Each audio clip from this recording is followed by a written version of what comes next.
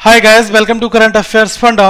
दोस्तों आज हम एसबीआई पीओ जो मेमोरी बेस्ड पेपर 2019 का था उसके कुछ बर्ड प्रॉब्लम्स को यहाँ पर डिस्कस करेंगे। मतलब जो आपके मिसलेनियस अरिथमेटिक क्वेश्चंस होते हैं, ये बेसिकली हमने प्रैक्टिस मॉक से पिक किए। एक चीज आपको जरूर बताऊंगा कि जो पहला मॉक है प्रैक्टिस मॉक का एसबीआई पीओ के लिए, वो बिल्कुल कंप्लीटली फ्री है।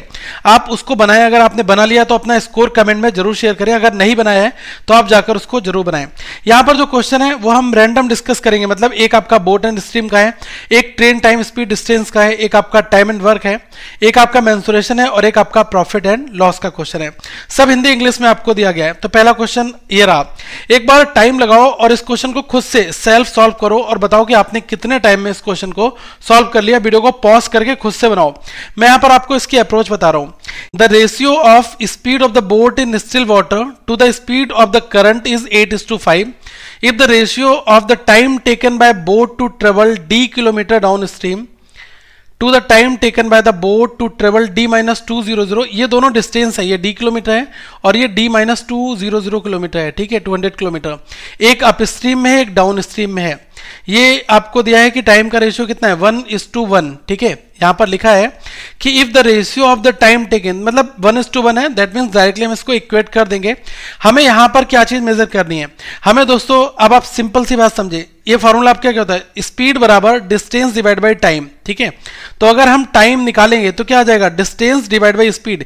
यही आपका एक फॉर्मूला होता है जो लगेगा। अब इतना तो आप सभी को पता होगा कि अगर हमें बोट की स्पीड दे रखी है और हमें जो स्ट्रीम है इसकी स्पीड दे रखी है, तो जब हम डाउन स्ट्रीम निकालते हैं तो हम क्या करते हैं, एक x प्लस बाई कर देते हैं, और जब अप स्ट्रीम निकालते हैं तो x माइनस बाई करते हैं। यही तो करते हैं। अब ये दोस्तों दोनों स्पीड को आप इसी फॉर्मेट में यूज करोगे। एक बार आपको डिस्टेंस d किलोमीटर दे रखी है, एक बार d-200 किलोमीटर दे रखी है और टाइम का रेशियो 1:1 का है यहाँ पर। ठीक है, तो देखो एक बार हम d डिस्टेंस लेंगे तो हमारी स्पीड कितनी हो जाएगी। अगर हम ये देखें 8:5, ये हमें दे रखा है कि if the speed of boat in still water to the speed of the current is 8:5, तो स्पीड ऑफ बोट को आप 8x मान लो और जो ये है दिया है स्पीड ऑफ द करंट, इसको आप 5x मान लो। तो इस केस में क्या हो जाएगा, ये दोनों जुड़ जाएंगे, 8 और 5 क्या हो जाएगा, 13x हो जाएगा। अब यहां पर हमें जो डिस्टेंस दे रखी है d-200 दे रखी है। अब इस केस में जो आपकी ये दोनों जो दे रखी है स्पीड, ये माइनस हो जाएंगे। मतलब आप स्ट्रीम कितना आ जाएगा, 8x माइनस 5x, तो ये कितना आ जाएगा, 3x आ गया। अब ये देख लो, x से x आपका कट गया, मल्टीप्लाई कर दो, ये आपका हो गया 3d इज इक्वल्स टू, ये हो गया आपका 13d माइनस 13 इंटू 2 26। ठीक है, अब आप यहां पर देखो, ये जो 13d है इसमें से इस d को माइनस कर दो तो कितना बचेगा, 10d बचेगा। और ये जो माइनस वाली वैल्यू है इसको इधर ले जाओ, प्लस में ले आओ, तो ये कितना आ गया, 2600। एक 0 से 0 काट दो, d की वैल्यू कितनी आ गई, 260। That is the right answer यार, ये आपका सही जवाब यहां पर आ जाएगा। ठीक है, तो इस क्वेश्चन में कुछ नहीं था। अगर आपको basic down stream up stream मालूम है और ये आपका जो टाइम बराबर डिस्टेंस डिवाइड बाय स्पीड, ये फॉर्मूला यूज करके हम डायरेक्टली इसको इक्वेट कर देंगे। ओके, क्वेश्चन नंबर 2 को एक बार देखो, इसमें क्या कहा जा रहा है। ये बेसिकली आपका ट्रेन बेस्ड क्वेश्चन है, टाइम स्पीड डिस्टेंस में सब कुछ लगेगा। ठीक है, अगर मैं यहां पर देखूं कि लिखा है train A crosses a vertical pole at the speed of 15 metre per second in 20 second. Speed of train A is 3 metre per second less than the speed of train B. आपस में रिलेटेड इंफॉर्मेशन है। Length दी है वो है कितनी, train B is 30 metre less than the length of train A. ये भी आपस में रिलेटेड इंफॉर्मेशन है। पूछा क्या है, find the time taken by train B to cross 270 metre long platform. मतलब कि 270 मीटर लंबे प्लेटफॉर्म को पार करने में ट्रेन बी द्वारा लगने वाला समय, ये आपको कैलकुलेट करना है।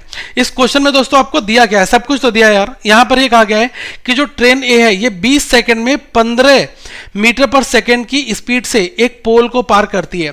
तो अगर मैं यहां पर बात करूं, जो ए है ट्रेन, ठीक है, ए ट्रेन जो है इसकी लेंथ कितनी हो जाएगी, लेंथ कितनी हो जाएगी, ये दोस्तों हो जाएगी देखो 20 सेकंड में 15 मीटर पर सेकंड की गति से। ठीक है, तो ये कितना आ जाएगा, 20 इंटू 15, तो ये कितना आ गया, ये आपका आ गया 300 मीटर। ठीक है, ये आपकी लेंथ आ गई ट्रेन ए की। लेंथ क्या होता था, लेंथ इक्वल टू जो आपको टाइम दिया है और जो आपको स्पीड दे रखी है। ठीक है, वही तो हम निकालते हैं फॉर्मूला। सिंपल सी बात है। देखो ये वही चीज है, चाल बराबर दूरी बटा समय, स्पीड बराबर डिस्टेंस डिवाइड बाई टाइम। तो डिस्टेंस की वैल्यू कितनी हो जाएगी, s इंटू टी। अब यहां पर डिस्टेंस जो है वो लेंथ की टर्म में दे रखी है और हमें टाइम और स्पीड दोनों दे रखा है, तो यही फॉर्मूला तो हम यहां पर यूज करें, तो कंफ्यूज बिल्कुल मत होना। ओके, अब यहां पर आपको लेंथ पता चल गई। अब हमसे ये क्वेश्चन कह रहा है कि जो b है इसकी जो लेंथ होगी, जो b है इसकी जो लेंथ होगी वो कितनी है, 30 मीटर लेस देन होगी a से, तो कितनी हो जाएगी, 270 मीटर हो जाएगी ऑब्वियसली। फिर एक बात और कही गई कि स्पीड ऑफ ट्रेन a जो है वो 3 metre per second less then है ट्रेन b से। अगर दोस्तों ट्रेन b की हम स्पीड की बात करें तो आपको ये पता होगा कि जो ट्रेन a की स्पीड है वो 15 है, b की क्या है, ज्यादा ही होगी ऑब्वियसली क्योंकि b से ये 3 कम है, तो ये कितनी हो जाएगी, 18 मीटर पर सेकेंड हो जाएगी। निकालना क्या है, find the time taken by train B to cross 270 metre long platform. अब यहां पर 270 मीटर जो लंबा एक प्लेटफॉर्म भी है, तो अब देखो आपको ट्रेन बी के द्वारा निकालना है, क्या पूछा है कि कितना टाइम में ये इस प्लेटफॉर्म को जो है पार करने में समय लगेगा, ये चीज आपको निकालनी है। तो सिंपल सी बात है कि यहां पर प्लेटफॉर्म की जो लेंथ है वो 270 है और जो ट्रेन बी है इसकी लेंथ है 270 है, तो ये दोनों लेंथ तो जुड़ जाएंगे, 270 प्लस 270 कितना हो जाएगा, 540। ओके, अब यहां पर हम जब टाइम निकाल रहे हैं तो 540 डिवाइड बाई ये स्पीड देखो बी की कितनी है, ये आपको 18 दे रखी है, ठीक है, तो ये कितने बार जाएगा, 18 से 3 बार जाएगा, तो ये आपका आ गया 30 second. That is the right answer here, ठीक है, तो ये सही जवाब आपका होगा इस क्वेश्चन के लिए।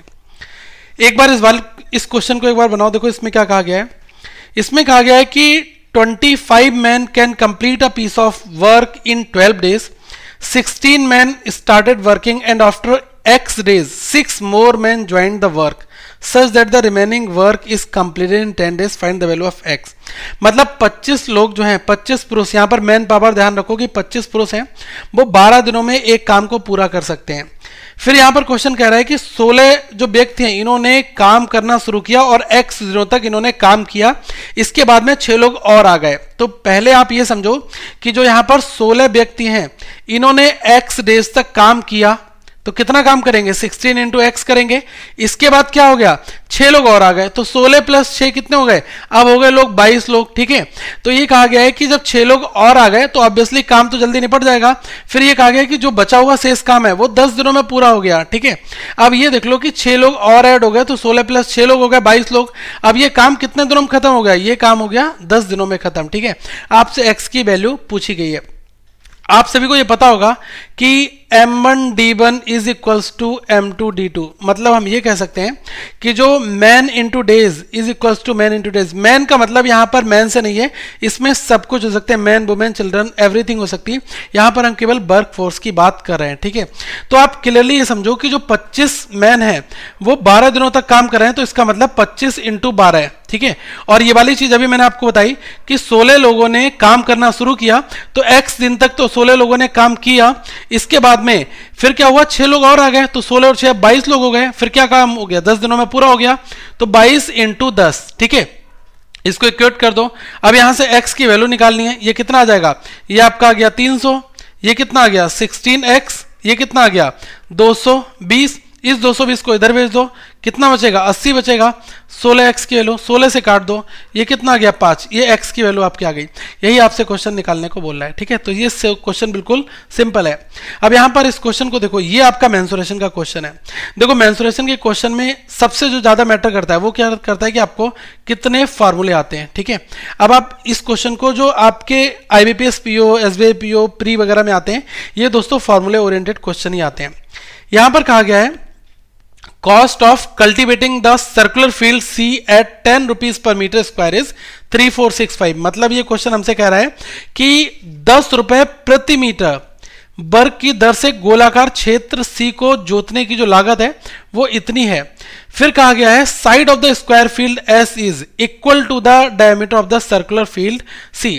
तो मतलब ये कहा गया है कि जो वर्गाकार क्षेत्र है इसकी S की जो भुजा है वो क्या है कि जो गोलाकार क्षेत्र उसके व्यास के बराबर है। तो आपको निकालना क्या है, find the parameter of square field, वर्गाकार क्षेत्र की परिधि जो है हमें ज्ञात करनी है। तो क्वेश्चन सिंपल है। देखो आप यहां पर ध्यान रखना कि 2 एस्पेक्ट हमारे यहां पर क्वेश्चन में यूज होंगे। एक आपका यूज होगा स्क्वायर, तो स्क्वायर में जो सारी साइड होती हैं वो आपकी क्या होती हैं, इक्वल होती हैं, ठीक है। अब यहां पर ध्यान आप ये देना कि जो हमारा ये है सर्कुलर फील्ड, ठीक है, अगर हम इसकी रेडियस जो है r मान लेते हैं, एक चीज ध्यान रखना कि जो इसकी रेडियस है वो है आपकी r, अगर मैं इसका डायमीटर की बात करूं तो जो इतना हिस्सा बचा हुआ है ये भी तो आपका r होता है ना, ठीक है, तो जो डायमीटर है वो कितना आ जाता है, जो 2r हो जाता है, ठीक है। इसका हम यूज अभी आगे करेंगे। अब हमसे क्वेश्चन ये कह रहा है कि cost of cultivating the circular field C at ₹10 per metre square is 3465, ठीक है। आपको पता है कि इसका एरिया कितना होता है, एरिया हमारा होता है पाई आर स्क्वायर, ठीक है। अब ये ध्यान रख लो कि जो एरिया है, ठीक है, ये हमें कितना लग रहा है 3465 और 10 रुपए पर मीटर स्क्वायर की, तो हमारा एरिया कितना हो जाएगा, ये हो जाएगा 3465 डिवाइड बाई 10। अब यहां पर पाई की वैल्यू कितनी होती है 22/7 into r square is equals to 3465 divide by 10, यही हो गया। अब आप वैल्यू काटो, 11 से 2 बार करना, ये कितने बार जाएगा 11 से 3 बार, फिर 11 से 1 बार, 11 से 5 बार। अब देखो फर्दर कोई वैल्यू कटेगी, 5 से 2 बार, 5 से 6 बार, ठीक है, और ये 5 से 3 बार। अब देखो कुछ और कटेगा, नहीं कटेगा, तो यहां से आपका आर स्क्वायर कितना निकल कर आ जाएगा, आर स्क्वायर आपका आ जाएगा 7 इंटू 63, 7 इंटू 63। अब ये 2 इंटू 2 ये यहां पर आ गए। अब देखो पेयर बना लो, पेयर बना लोगे तो आप जल्दी आर की वैल्यू निकाल दोगे। 7 और ये 63 को क्या करेंगे, 7 इंटू 63 को हम लिख देंगे 7 इंटू 9, 7 इंटू 9, ठीक है। अब आप यहां पर ध्यान देना, ये 2 इंटू 2 है, तो अगर मैं आर निकालूंगा तो एक तो आपसे 2 नीचे बाहर निकल आएगा क्योंकि एक पेयर ये है, और 7 इंटू 7 का पेयर है तो एक साथ ये आपका बाहर आ गया। 9 जो है ये कितना होता है 3 इंटू 3 होता है, तो 3 एक बाहर आ गया, तो ये आपका निकल कर आया 21/2 कितना आ गया, आर की वैल्यू आ गई 10.5। ये आपकी रेडियस आ गई, रेडियस हमें पता लगी 10.5, तो ये जो आपका डायमीटर था यहां से यहां तक का पूरा ये कितना आ जाएगा, ये आपका आ जाएगा 2r होगा, तो ऑब्वियसली कितना आ गया 21 आ गया। अब यहां पर क्वेश्चन में हमें एक बात कही गई थी, लिखा था side of the square field S is equal to the diameter of the field C। तो यहां पर जो साइड है, ठीक है, वो क्या है डायमीटर के बराबर है, तो ये कितना आ जाएगा 21 हो जाएगा। सिंपल सी बात है, हमें क्या पूछा है, find the parameter of square field.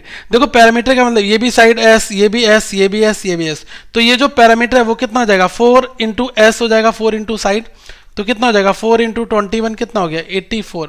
ये मैंने आपको समझाने के लिए बहुत तरीके से एक्सप्लेन किया, लेकिन इतना एग्जाम में करना नहीं, फटाफट आप क्वेश्चन को सॉल्व कर सकते हैं, ठीक है। वैल्यूज रिलेट करनी है, निकालना है, इसको सॉल्व कर लेना है, ठीक है। इसमें ज्यादा टाइम आपको नहीं लगना चाहिए, लेकिन हाँ क्वेश्चन में क्या है कि थोड़ा सा आपको पहले वैल्यू कैलकुलेट करनी है, फिर आपको नेक्स्ट फेज कैलकुलेट करना है, इसलिए आपको थोड़ा बहुत तो टाइम इसमें लगेगा ही। एक बार इस वाले क्वेश्चन को देखो, इसमें क्या कहा गया है, ये कह रहा है हमारा प्रॉफिट एंड लॉस का क्वेश्चन है। ये क्वेश्चन आपसे यहां पर कह रहा है कि the cost price of the 2 chairs is same, मतलब दोनों कुर्सियों का क्रय मूल्य समान है। On selling 1 chair a person got profit that is 12% and on selling another chair he incurred a loss of 18%। मतलब एक को बेच रहा है तो 12% का लाभ हो रहा है, दूसरे को बेच रहा है तो 18% की हानि हो रही है। If the difference between their selling price is ₹90 then find the cost price of each chair. यहां पर क्वेश्चन ये कह रहा है कि अगर दोनों के बीच का जो डिफरेंस है सेलिंग प्राइस का वो 90 है, तो आप सीपी बता दो दोनों चेयर का है। अरे यार किसी एक का भी सीपी निकालोगे दोनों का समान है, क्योंकि क्वेश्चन में ही कहा गया है कि सीपी जो है वो आपका सेम है। तो देखो इस क्वेश्चन को सॉल्व करने की आपकी तरीका क्या होना चाहिए, आप 100 मान के कर सकते हो, एक्स मान के कर सकते हो। देखो अगर मैं यहां पर सीपी को एक्स मान लूं तो जो आपका जो सेलिंग प्राइस है एक बार में 12% का प्रॉफिट हो रहा है, तो 12% का प्रॉफिट कितना होता है 112% ही तो हो जाता है। 112% को क्या लिखते हैं 1.12, ये हम जो है डेसिमल में लिखते हैं। तो इस सीपी के ऊपर 1.12 इंटू एक्स ये निकल कर आ गया पहला सीपी। दूसरी पहला ये सेलिंग प्राइस आपका आ जाएगा, ठीक है। अब ये सीपी के ऊपर है। अब ध्यान रखना कि जो सेकंड बार क्या है लॉस हो रहा है वो भी सीपी के ऊपर ही होगा, तो लॉस होने पर ये 18% का लॉस हो रहा है। तो जब 18% का किसी चीज में लॉस होगा तो वो वैल्यू कितनी हो जाएगी, वो ऑब्वियसली 82% बन जाएगा। और 82% को हम क्या लिखते हैं 82% को हम लिखते हैं 0.82 किसका एक्स का, ठीक है। अब ये ध्यान रखना है कि पहला सेलिंग प्राइस ये है, दूसरा सेलिंग ये, इन दोनों का जो डिफरेंस है वो कितना दिया गया है 90। तो 1.12 माइनस 0.82 इज इक्वल्स टू 92। तो इसको आप माइनस करोगे कितना आ जाएगा, ये आ जाएगा 0.30 of x that is equal to 90। तो यहां से हम डेसिमल हटाएंगे, ठीक है, तो एक जीरो यहां पर बढ़ जाएगा, तो x की वैल्यू कितनी आ जाएगी, x की वैल्यू आ गई 300। हमने x क्या माना था, CP को माना था, मतलब कॉस्ट प्राइस।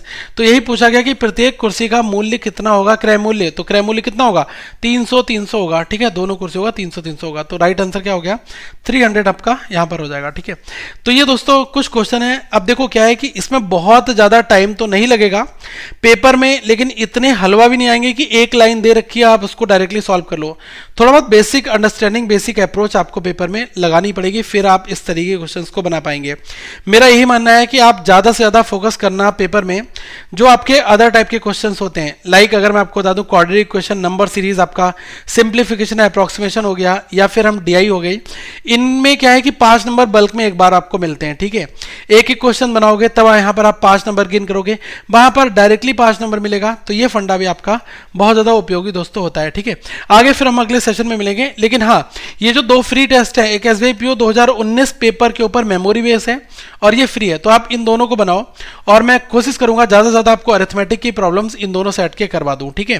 तो अगली वीडियो में हम फिर मिलेंगे। प्लीज इस वीडियो को लाइक करना, शेयर करना और चैनल को अभी सब्सक्राइब जरूर कर देना, ताकि हमारा आपके बीच में जो कनेक्शन है वो बरकरार रहे और ज्यादा से ज्यादा यूजर इस चैनल पर आ सके।